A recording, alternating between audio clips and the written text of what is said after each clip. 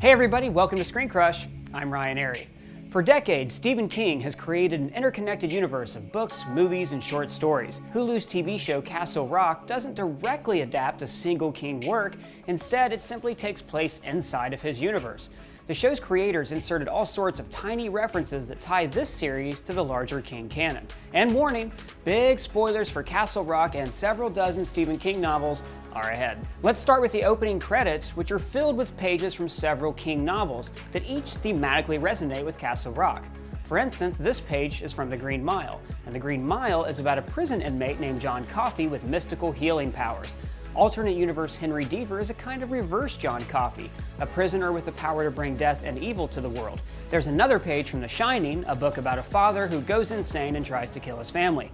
Reverend Matthew Deaver goes insane, but he's killed before he can fully follow in Jack Torrance's footsteps. But an interesting side note, the famous all work and no play typewriter text is in the credits, even though it didn't appear in the book, just in the movie. However, the number 217 also appears in the credits, and that's the name of the haunted room number in the book, but it was changed to 237 for the movie. Neither of these should be confused with 227.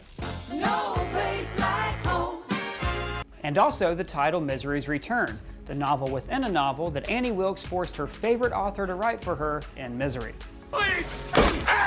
That story is about a writer being kidnapped, very similar to the fate of both Henry Deaver's and Castle Rock. And there's also a passage from Needful Things, the last novel set in Castle Rock, which we're going to talk about at length later on.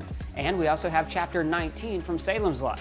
The number 19 has mystical significance in King's work, especially in the Dark Tower series. But my favorite King Easter egg in the credits is this map. Castle Rock is highlighted, but Derry is also circled. Derry is the setting of It, where a monster named Pennywise appears every 27 years. Castle Rock echoes this, taking place 27 years after Henry was found and the town became the murder capital of 1991. There's also Haven, where a spaceship crashed in the Tommyknockers, Tall Island from Dolores Claiborne in Storm of the Century, Arrowhead is the government facility that opened the dimensional rift in the mist, and finally, the map is showing us the visibility of the total eclipse in 1963, which features heavily in Dolores Claiborne and Gerald's game. We always knew that King's characters lived in the same universe, but it's really cool to see them living in the same physical space as well. And the opening theme was composed by Thomas Newman, who also scored the King prison dramas The Shawshank Redemption and The Green Mile. And that's just the opening credits, you guys. Dale Lacey is warden of Shawshank Prison, and he kills himself while listening to The Marriage of Figaro, which Andy Dufresne defiantly played as an inmate at Shawshank. To this day, I have no idea what that woman was singing about. The suicide of Lacey's predecessor, Sam Norton, is also referenced in the show. You can still see the bullet hole where Warden Norton... We can skip the audio. Warden Lacey had a couple of moon pie wrappers in his pocket when he died, which is a callback to Wild Bill's prank in The Green Mile. There are other mentions of King novels. Remember the dog? The strangler? It was the fall after they found that boy's body out by the train tracks. These are references to the rabid dog in Cujo and the body discovered by the kids in the novella The Body, which was adapted into the movie Stand By Me. The Strangler is a reference to Frank Dodd in The Dead Zone, and Molly even lives in Dodd's old house. A serial strangler died in my house, and I sleep like a baby. Molly has a variation of The Shine, kind of like Danny Torrance's telepathic abilities in The Shining. Like the grown-up Danny in Dr. Sleep, she numbs her abilities with drugs. And this creepy kid cult kind of gives me a Children of the Corn vibe. The late warden also references a suicide in his home that took place in a bathtub, and this is a strong visual parallel to deaths in It and in The Shining. Henry goes through Lacey's newspaper clippings that are filled with King references. Anonymous tip led to is probably Gordy LaChance telling the authorities where to find Ray Brower's corpse.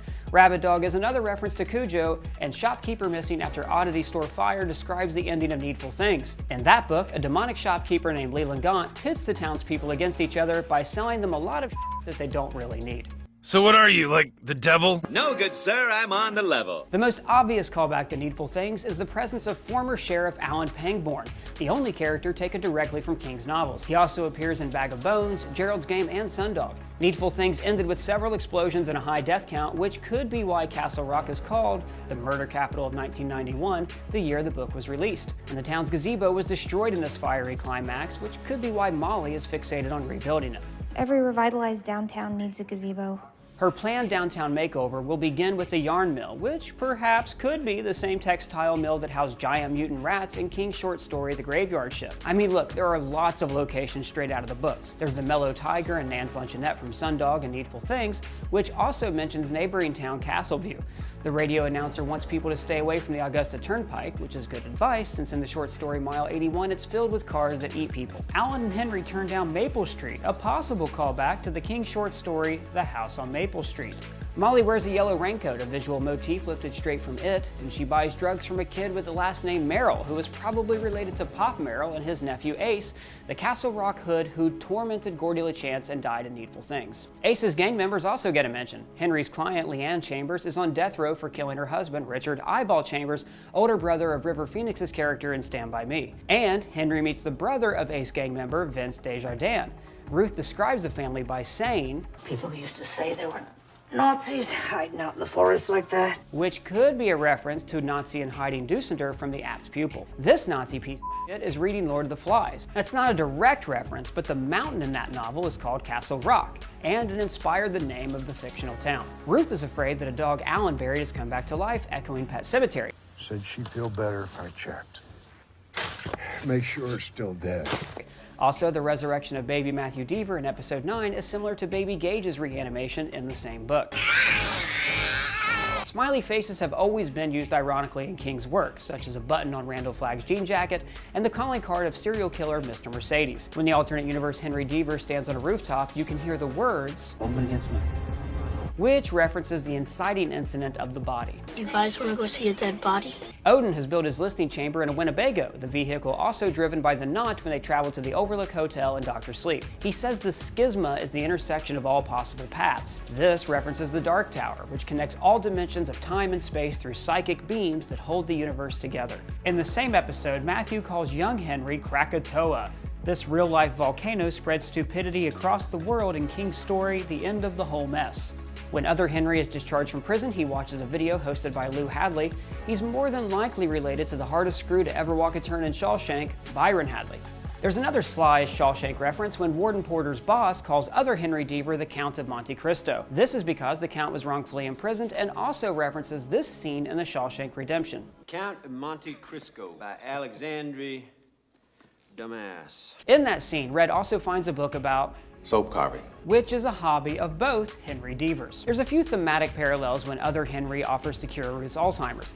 Alan has seemingly made a deal with the devil, which he resisted in Needful Things.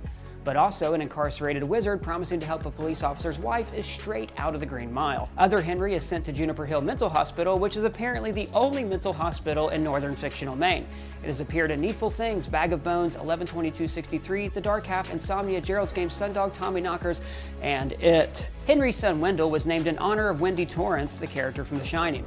Henry asks if his video game is virtual reality, which could be a tongue-in-cheek reference to Lawnmower Man, a movie so bad Stephen King successfully sued to have his name removed from the credits. The Queen is one of my favorite episodes in the series because it shows events solely through Ruth's point of view.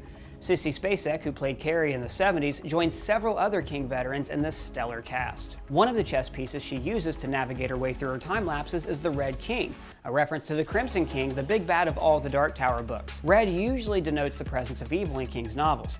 For instance, Molly wears a red hood when she kills Reverend Deaver. One of the Crimson King's servants, Randall Flagg, is a shapeshifter who sometimes turns into a murder of crows. Flocks of birds often show up to portend evil in books like The Stand and The Dark Half. Henry also sees a murder of crows when he goes walking between worlds.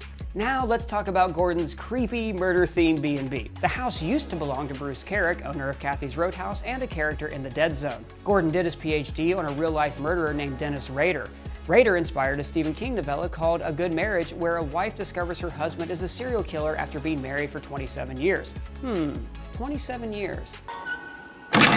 Molly's assistant Jackie Torrance gave herself that name as an homage to her writer uncle who went crazy while caretaking at a hotel, meaning she's directly related to Jack Torrance from The Shining, and she definitely takes after her uncle. So let's talk about this alternate Castle Rock because it's filled with Easter eggs. The address of the park is 1919, a callback to King's favorite number. There's also Claiborne's Creamery, implying that in this reality, Dolores Claiborne opened up an ice cream shop instead of killing her husband. And the Castle Rock Call, a newspaper that featured in the award-winning short story The Man in the Black Suit, The Emporium Glorium, featured in the short story The Sundog. Sheldon Stationery, referencing writer Paul Sheldon's Michael Scott-level obsession with paper. I can't work on this paper.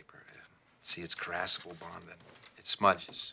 And Callahan's Thrifty Lot, referencing Father Callahan from Salem's Lot. Speaking of Salem's Lot, Wendell briefly visits the novel setting, Jerusalem's Lot. The bus station also has significance in the King universe because it's the last place we see Father Callahan before he appears in Dark Tower 5, Wolves of the Calla. The town Wendell visits, Chester's Mill, is also the setting for Under the Dome. In the finale, young Henry steps in his own footprints to escape his father, just like Danny Torrance did in The Shining. And later, Henry's client is in a land dispute with Wilma Jerzyk, a character from Needful Things. And there's also lots of little nods to Stephen King himself. Molly is named after the Thing of Evil, King's pet corgi. Her real estate company's motto is Live Like a King. Both Jackie and the warden listen to radio station 100.3, the frequency of Maine's own WKIT, which Stephen King owns. You can even see a WKIT sticker on Jackie's laptop when she discusses her plans to travel west to Colorado to visit the remains of the Overlook Hotel. And maybe the deepest cut, and shout out to Vulture for finding this, comes from this school bus in the junkyard with MB117 on the side.